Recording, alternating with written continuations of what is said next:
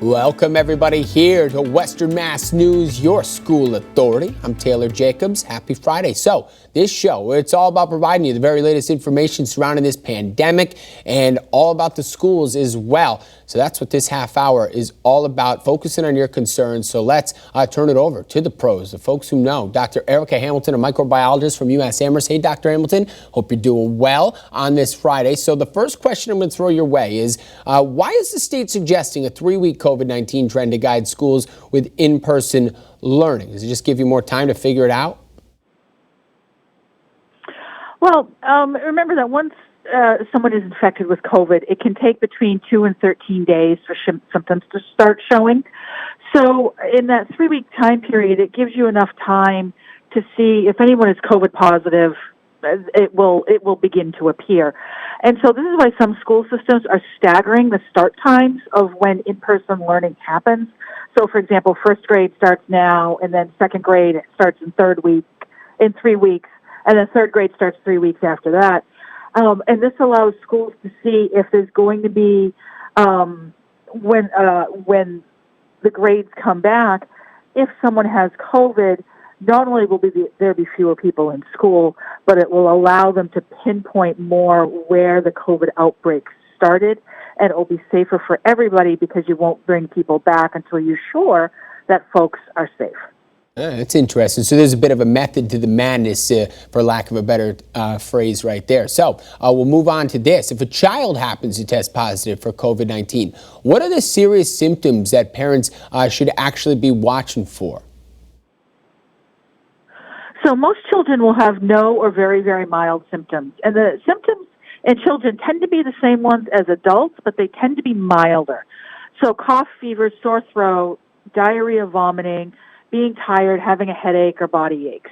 Now, in some circumstances, particularly babies under a year or children who have underlying health problems, things like asthma, obesity, diabetes, some metabolic disorders, these children are more likely to become significantly ill due to COVID.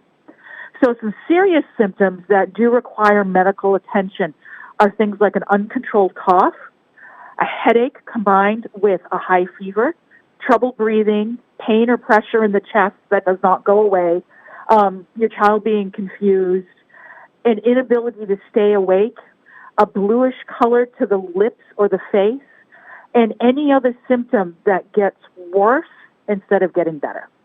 Okay, that's interesting right there. And speaking of getting better, but sticking with the kids, how long does it take, let's say, for a child to recover and then be allowed back in school? So I guess that's the real question. It could be that 2 weeks, but then does the school let them in, or?